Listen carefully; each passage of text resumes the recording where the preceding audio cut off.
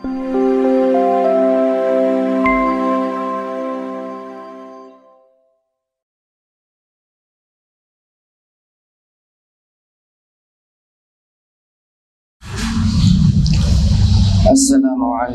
warahmatullahi wabarakatuh.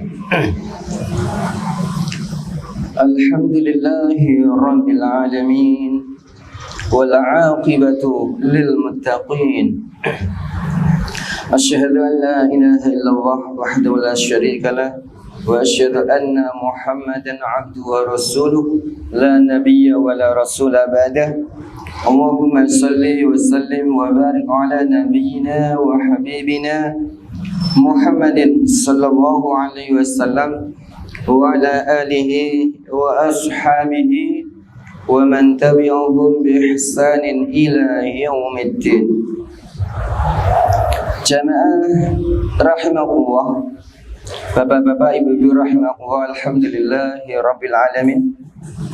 Segala puji dan syukur marilah senantiasa kita panjatkan, kita haturkan kepada Allah Ar-Rahman, Allah yang Maha Pemurah, atas segala karunia, atas segala nikmat, atas segala rizki yang senantiasa masih tercurah, terlimpah kepada kita semua, keluarga kita, anak-anak kita.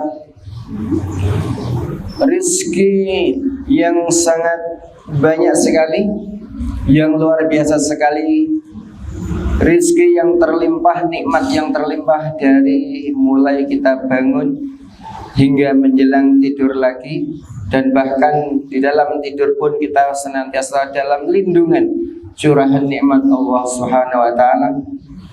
Nikmat iman, nikmat Islam, nikmat teragung yang semoga nikmat ini, nikmat iman dan nikmat Islam ini senantiasa tertanam kuat di dalam sanubari kita, di dalam diri kita, hingga kita kembali kepada Allah Subhanahu wa ta'ala. Karena sungguh jamaah rahimakumullah, tidak ada nikmat yang lebih besar, tidak ada nikmat yang lebih utama dan istimewa daripada nikmat iman dan nikmat Islam. Maka sungguh menjadi kewajiban kita memupuk, mensemai daripada nikmat iman dan nikmat Islam itu. Juga Masya Allah nikmat sehat kita, Masya Allah kesehatan yang masih disematkan, yang diberikan oleh Allah kepada kita. Semoga dengan sehat ini, semoga kita bisa mengukir banyak pahala. Semoga dikala kita sehat, banyak pahala yang bisa kita kumpulkan. Dan juga sebaliknya dikala sakit, semoga Allah yang Maha Rahman berkenan menghapus dosa-dosa kita.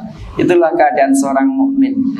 Jadi ketika sehat, semoga Allah berkenan menjadikan kita termasuk orang-orang yang semangat untuk mengumpulkan pahala sebanyak-banyaknya.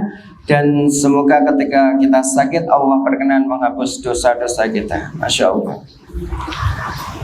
Para jamaah Bapak Ibu rahimakumullah, dalam kesempatan yang barokah ini, Masya Allah, di pagi yang cerah, Allah berkenan mengumpulkan kita di majelis ilmu, di majelis yang penuh barokah, di majelis yang penuh pahala.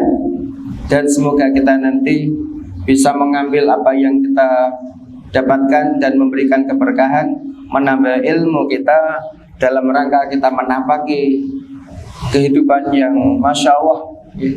Semoga menjadi keberkahan untuk kehidupan kita dan keluarga kita. Amin, amin ya rabbal alamin. Di pagi hari ini saya mengambil tema al-i'dad li yaumil ma'ad. Al-i'dad, al-i'dad ini adalah bersiap-siap, ya. Bersiap-siap liyaumil ma'ad, bersiap mengumpulkan sebanyak-banyaknya amal saleh liyaumil ma'ad, dalam rangka menyambut kita kembali kepada Allah Subhanahu wa ta'ala. Karena para jamaah Bapak Ibu rahimakumullah, apapun bagaimanapun sudah menjadi ketentuan. Jadi ini pentingnya kita menyadari bahwasanya sudah menjadi ketentuan dan takdir Allah ya, bahwa setiap yang bernyawa, setiap yang hidup pasti kembali kepada Allah Subhanahu wa taala. Ini kesadaran kita yang harus kita bangun, bahwasanya semua yang hidup, semua yang bernyawa pasti akan kembali kepada Allah Subhanahu wa taala. Sebagaimana Allah firmankan dalam satu ayatnya, kullu nafsin dha'iqatul maut. Setiap yang bernyawa pasti akan kembali kepada Allah Subhanahu wa taala. Setiap yang hidup pasti akan merasakan kematian. Dan ini menjadi takdir Allah. Maka satu kewajiban kita adalah bagaimana kita mempersiapkan, ya. Ketika kita menyadari bahwasanya kita akan kembali kepada Allah, maka satu kesadaran yang harus kita bangun adalah bagaimana bekal-bekal yang akan kita siapkan ketika nanti kita kembali pada Allah Subhanahu wa taala. Bapak Ibu rahimakumullah, Masya Allah, juga Allah mengingatkan kita dalam satu firman-Nya dalam surat Al-Jumu'ah ayat 8, Qul innal mautal ladzi tafirruna minhu fa innahu mulaqikum. Katakanlah wahai Muhammad, sesungguhnya kematian yang kalian lari darinya, maka sesungguhnya kematian itu pasti akan mendapatkan. Ikhwani, para Bapak Ibu rahimakumullah, ini juga ayat ini menjadi penegas kepada kita, ya. Jadi apapun usaha seorang hamba, apapun usaha kita, sekeras apapun usahanya, ya, bisa jadi ketika kita sakit, ya, ketika ada seorang sakit, ya, mungkin dijualkan tanah, ya, mungkin rumah, mungkin mobilnya, ya, kemudian dimasukkan ke dalam rumah sakit yang mewah, ya, yang komplit. Tetapi kalau sudah takdirnya meninggal, pasti meninggal. Nah ini maka Bapak Ibu rahimakumullah, mari kita bangun kesadaran diri kita tentang bagaimana kita menyadari bahwasanya pasti suatu saat kita akan kembali kepada Allah Subhanahu wa taala. Bapak Ibu rahimakumullah, ketika seorang hamba akan memasuki alam yang kedua. Jadi setelah meninggal, maka seorang hamba ini akan memasuki alam yang kedua, yakni alam barzah. Bapak Ibu rahimakumullah, alam barzah ataupun alam kubur, ya, ini adalah merupakan, ya, jadi tahapan yang kedua yang akan dilalui oleh seorang hamba adalah alam barzah atau alam kubur, di mana alam kubur ini, Bapak Ibu rahimakumullah, merupakan tahap pertama, ya, tahap pertama dalam perjalanan seorang hamba menuju akhirat. Bapak Ibu rahimakumullah, kita harus menyadarkan diri kita, membangun kesadaran diri kita bahwasanya ketika seorang hamba, ya, mati dan dimasukkan dalam kubur, maka ia akan menyadari bahwasanya alam kubur adalah tahap awal seorang hamba menuju perjalanan akhirat. Bagi seorang yang beriman dan saleh, Bapak Ibu rahimakumullah, alam kubur bagi seorang yang beriman dan saleh, alam kubur ini merupakan taman-taman surga. Jadi alam kubur bagi seorang yang beriman dan beramal soleh, baik laki-laki atau perempuan, Bapak Ibu, maka alam kubur ini akan menjadi taman-taman surga. Dia akan diberi pembaringan dari surga. Ya. Jadi bagi orang yang soleh, Bapak Ibu rahimakumullah, orang yang beriman yang soleh, alam kubur adalah merupakan taman-taman surga. Dia akan diberi pembaringan dari surga, pakaian dari surga, wewangian dari surga, dan dibukakan baginya pintu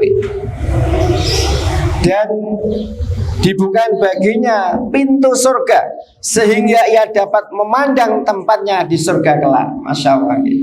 Jadi nikmat kubur itu Masya Allah. Kita meyakini bahwasanya nikmat kubur dan azab kubur itu ada.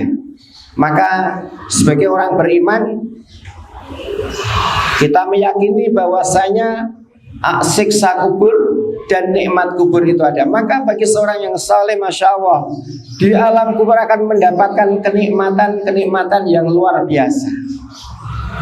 Pembaringan dari surga, pakaian dari surga, wewangian dari surga, dan dibukakan untuknya pintu yang ia akan bisa melihat tempatnya kelak di surga. Masya Allah. Dan Bapak Ibu rahimahullah, kuburnya akan dilapangkan sejauh 70 hasta. Inilah hadiah bagi orang-orang yang beriman dan beramal saleh. Dan Masya Allah, setelah itu akan ada kenikmatan dan kebahagiaan yang lebih baik dan lebih indah. Artinya Bapak Ibu rahimahullah, ketika seorang hamba ini lulus ujian kubur, maka Masya Allah, setelahnya akan dimudahkan, akan ada kemudahan dan nikmat-nikmat yang lebih banyak. Tetapi sebaliknya Bapak Ibu rahimahullah, bagi orang kafir dan orang munafik, alam kubur merupakan salah satu lubang neraka. Sekali lagi, bagi orang kafir, bagi orang munafik, alam kubur akan menjadi satu lubang neraka. Diberikan padanya pembaringan dari neraka, baju dari neraka, dan setelahnya ia akan mendapatkan kesulitan dan derita yang lebih berat dan lebih pedih. Masya Allah. Bapak Ibu rahimahullah, dan muara, ini tadi alam kubur, dan muara dari orang yang telah meninggal, dan muara dari orang yang telah meninggal adalah pasti satu di antara dua, kalau tidak ke surga, ke neraka, atau sebaliknya, kalau tidak ke neraka pasti ke surga. Bapak Ibu rahimahullah, Allah subhanahu wa ta'ala telah berfirman mengingatkan kepada kita, fariqum fil jannah wa fariqum fis sa'ir. Sekelompok dari manusia besok di yaumil qiyamah fil jannah akan dimasukkan ke dalam surganya Allah subhanahu wa ta'ala, wa fariqum fis sa'ir, dan sekelompok lain maka mereka akan dimasukkan oleh Allah ke dalam neraka sa'ir. Bapak Ibu rahimahullah, adapun Masya Allah, adapun tentang surga, Rasulullah Shallallahu Alaihi Wasallam telah menggambarkan kepada kita bagaimana nikmat surga, bagaimana kondisi daripada surga. Rasulullah mengingatkan kita dalam satu sabdanya tentang surga. Kulna ya Rasulullah, seorang sahabat, para sahabat bertanya, ya Rasulullah, mimma khuliqatil jannah? Qala minal ma'i. Para sahabat bertanya kepada Rasulullah, ya Rasulullah, mimma khuliqatil jannah? Dari apakah surga itu diciptakan? Rasulullah menjawab, minal ma', dari air. Qulna akhbirna an bina'il jannah. Ya Rasulullah, kabarkanlah kepada kami dari bangunan-bangunan surga. Bapak Ibu rahimahullah, bagaimanakah ya Rasulullah, kabarkanlah kepada kami bangunan daripada surga. Qala labinatun min dhahabin. Surga itu, bangunan-bangunan surga itu labinatun min dhahabin, batanya terbuat dari emas. Ini bangunan surga Bapak Ibu rahimahullah. Ketika seorang mukmin ia termasuk ahli surga, maka Allah akan menghadiahkan kepadanya bangunan-bangunan atau rumah-rumah surga yang bangunannya labinatun min dhahabin, batanya terbuat dari emas, walabinatun min dhahabin, dan batanya terbuat dari perak. Jadi bangunan surga itu batanya terbuat dari emas dan perak. Wa malatuha aytinu al-misku, sedangkan aduan atau leponya ini berasal dari minyak misik. Itulah gambaran surga oleh Nabi. Jadi Masya Allah, rumah-rumah surga ini aduan atau leponya berasal dari misik al-adfan yang sangat wangi sekali. Wa turabuha az-za'faran, adapun debunya surga ini adalah za'faran, minyak za'faran. Wa hisabauha, adapun kerikil-kerikilnya surga al-lu'lu, terbuat dari mutiara, wal yakuti, dan dari permata. Masya Allah. Jadi rumah-rumah yang akan diberikan pada orang yang beriman, rumah-rumah yang ada di surga ini kerikilnya, ya, kerikil-kerikilnya adalah terbuat dari mutiara dan permata. Waman yadkhula yan'amu wala yab'asu, barang siapa yang masuk ke surganya Allah, yan'amu, maka akan merasa nikmat, wala yab'asu, dan tidak akan merasa bosan, wa yakhludu wala yamutu, dan mereka langgeng di dalamnya, wala yamutu, dan tidak akan mati, wala tabla siyabu, dan tidak akan rusak pakaian-pakaiannya, wala yafna syababu, dan tidak akan hilang sifat mudanya. Masya Allah. Bapak Ibu rahimakumullah, sungguh banyak nikmat yang akan diberikan pada orang-orang yang beriman ketika ia termasuk fil jannah, golongan orang-orang yang akan masuk ke surganya Allah Subhanahu wa taala.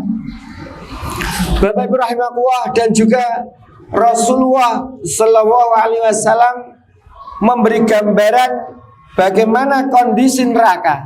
Bapak Ibu rahimakumullah, kalau kita membaca yang enak-enak itu enak, nikmat, ya. Tetapi kita juga harus mengingat, harus membaca bagaimana kondisi neraka.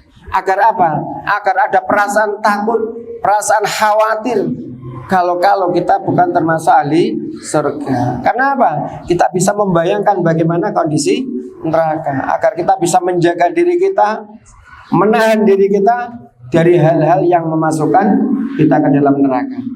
Bagaimana Rasulullah SAW menegaskan, mengabarkan kita tentang kondisi neraka.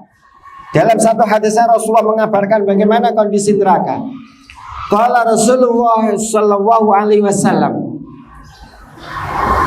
uqidalan nar alfasanah hatta marrat. Bapak Ibu rahimahullah, ini Rasulullah mengabarkan kondisi neraka kepada kita, agar kita betul-betul menjaga diri kita, agar kita termasuk orang-orang yang semaksimal mungkin menjauhkan diri kita dari neraka. Tidak ada yang kuat, ya.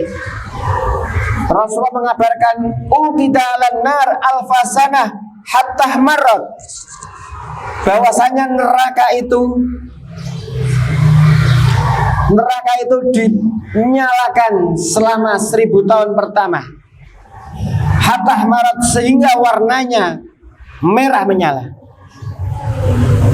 Jadi Bapak Ibu rahimahullah, tahap pertama, tahap 1000 tahun pertama neraka akan dinyalakan dalam keadaan merah menyala 1000 tahun lamanya.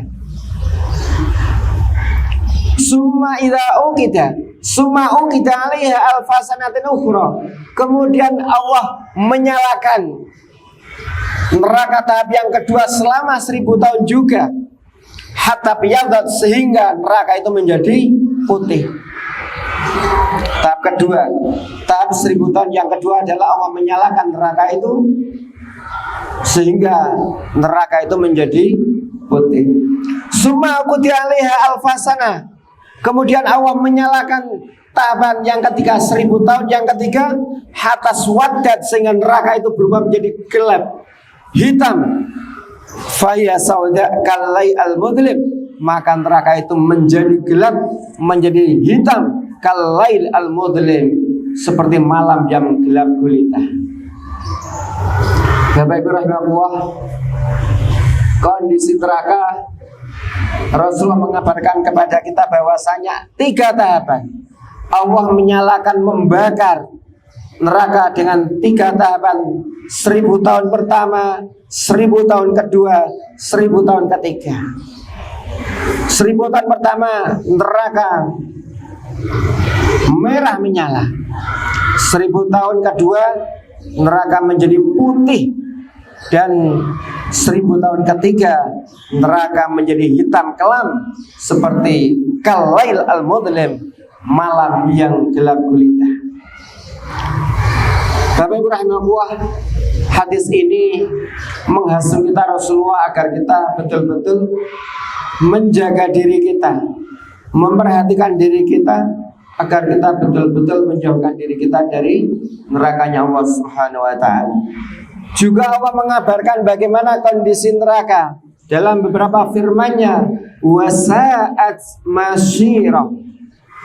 Sungguh neraka itu adalah seburuk-buruk tempat kembali. Wasa'at masyirah, neraka itu adalah seburuk-buruk tempat kembali. Masya Allah ya. Jadi tidak ada tempat kembali yang paling buruk, tidak ada kecuali neraka. Wabi salmihat juga sama. Dan seburuk-buruk tempat tinggal adalah neraka. Wabi salmihat, dan neraka adalah seburuk-buruk tempat tinggal. Wabi salmasir, dan juga sama. Dan seburuk-buruk tempat kembali adalah neraka. Para jamaah rahimahullah, setelah kita mengetahui bagaimana kondisi surga dan bagaimana kondisi neraka, yang seorang muslim, yang seorang hamba besok ketika kembali kepada Allah tidak lain kalau tidak kembali ke surga berarti kembali ke neraka, atau sebaliknya, kalau tidak kembali ke neraka berarti kembali kepada ke surganya Allah Subhanahu wa ta'ala. Faman arada ayyan jua min adzabillahi ta'ala wa yanala as-sawabahu, ini intinya gitu. Barang siapa yang menghendaki selamat dari azabnya Allah, barang siapa yang menghendaki selamat dari azabnya Allah dan mendapatkan pahala-pahala Allah, fa'alaihi, maka ada beberapa hal yang wajib kita kerjakan. Barang siapa yang ingin selamat dari neraka dan mendapatkan surganya Allah Subhanahu wa ta'ala, maka ada beberapa kewajiban, ada beberapa syarat bagi kita untuk mengerjakan, untuk menjaganya. Yang pertama adalah ayasbira ala syada'id dunya fi ta'atillah. Ketika kita ingin mendapatkan surganya Allah dan menjauhkan diri kita dari siksanya Allah, dari nerakanya Allah, yang pertama yang menjadi kewajiban kita adalah ayasbira ala syada'id dunya fi ta'atillah. Bersabar atas ujian-ujian di dunia. Pertama adalah bersabar atas ujian-ujian di dunia. Dan menjaga istiqomah di dalam ketaatan kepada Allah Subhanahu wa ta'ala. Bapak Ibu rahmatullah, ketika kita ingin mendapatkan pahala atau surganya Allah ta'ala, maka langkah pertama yang harus kita lakukan adalah bersabar atas ujian-ujian di dunia dan menjaga istiqomah kita di dalam ketaatan kita kepada Allah Subhanahu wa ta'ala.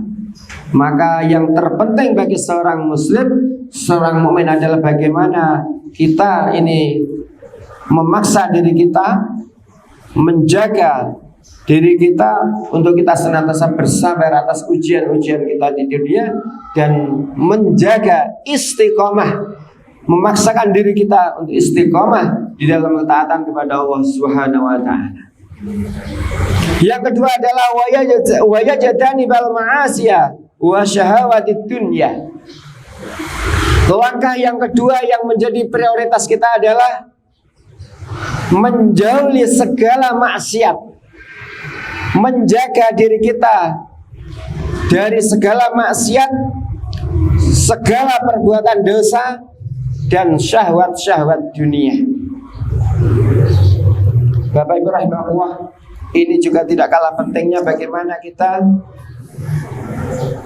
harus menjauhi segala maksiat, segala perbuatan dosa dan syahwat-syahwat dunia, keinginan-keinginan dunia yang sifatnya haram. Maka ini bisa dikatakan inti daripada takwa.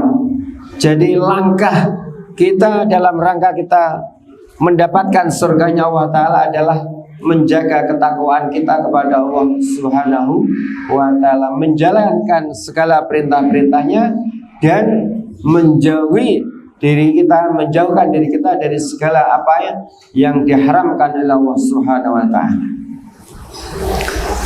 Fa innal jannata qad huffat bil makarih. Karena apa Bapak Ibu rahimahullah? Fa innal jannah qad huffat bil makarih. Karena sesungguhnya surga itu dikelilingi dengan beban-beban yang tidak disenangi. Ini jadi Rasulullah menyampaikan dalam satu hadisnya, fa innal jannah qad huffat bil makarih. Karena sesungguhnya surga itu dikelilingi dengan beban-beban yang tidak kita senangi. Apa? Salat, puasa, amal-amal soleh, ketaatan-ketaatan kepada Allah. Kenapa? Itu ada semua beban-beban yang normalnya tidak kita senangi. Wa khufatin nar bisyahawat, dan sungguh neraka itu dikelilingi dengan kesenangan-kesenangan yang diharamkan oleh Allah. Gitu. Semua kesenangan yang diharamkan oleh Allah pasti mengarahnya adalah kepada nerakanya Allah Subhanahu wa Ta'ala. Tapi itu mudah, gampang, mudah. Bapak Ibu rahimahullah, langkah selanjutnya